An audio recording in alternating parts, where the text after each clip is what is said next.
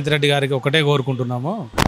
దుర్గా భవానీ గారు అంటే తెలియని వాళ్ళు ఎవరు లేరు. మన రాష్ట్ర నాయకుల నుంచి అందరికీ తెలుసు. అసలు ఆమె కష్టపడతా లేదా అనేది మన రేవంత్ రెడ్డి గారు సర్వే చేసి పెద్దపల్లి టికెట్ కేటాయిస్తే 100% బయటపడుతుంది.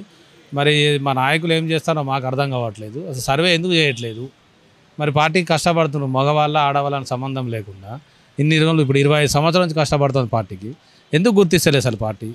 టికెట్లు సర్వే ప్రకారం ఇస్తా అని చెప్పి రేవంత్ రెడ్డి గారు చెప్తున్నారు. మరి ఎక్కడ పోతుంది సర్వే అంతా? ఎక్కడ పోతుంది? వీళ్ళు ఏం చేస్తారు? పెద్ద నాయకులు అందరూ తెలుసు కదా. దుర్గా భవన్ అంటే తెలియని వాళ్ళు ఎవరున్నారు? ఆయన కొంచెం కొత్తగా చెప్పేది ఏమి ఉండదు. వాళ్ళు టికెట్ కేటాయించేటప్పుడు తెలుసుకోవాలి. మా రేవంత్ రెడ్డి గారు ఒకటే కోరుకుంటున్నాం, అన్న రేవంత్ రెడ్డి అన్న మీరు ఒక్కరు దయచేసి మీరు మన నాయకులు తెలుసుకోండి, మన రాష్ట్ర నాయకులు తెలుసుకోండి. మరి దుర్గా భవన్ ఎవరు, ఈమె ఇన్ని రోజులు పార్టీకి ఏం పని చేసింది, అసలు ఆమె ఏంది బయట తీసుకోండి, పరిశీలించి ఆమె కష్టపడ్డది అని మీరు అనుకున్నప్పుడే టికెట్ ఇవ్వండి. మేము ఏదో అట్టిగా వచ్చేసి ఈమెకు టికెట్ ఇవ్వని కోరుకోవడం లేదు. మేము ఆమె కష్టపడ్డది, ఒక మహిళ కూడా ఇంత కష్టపడుతుంది, ఇంత ప్రాబ్లం ఉన్నది. మన టీఆర్ఎస్ ఎంత ఘోరం చేసినా కానీ ఎన్నో కేసులు పెట్టుకొని రోడ్ల మీద ధర్నాలు చేసి ఇన్ని కథలు చేసింది. మరి అన్నీ కూడా మీరు పరిగణనలు తీసుకొని దయచేసి మీకు చేతులు జోడించి చెప్తున్నాం, రేవంత్ రెడ్డి అన్న సర్వే చేయండి.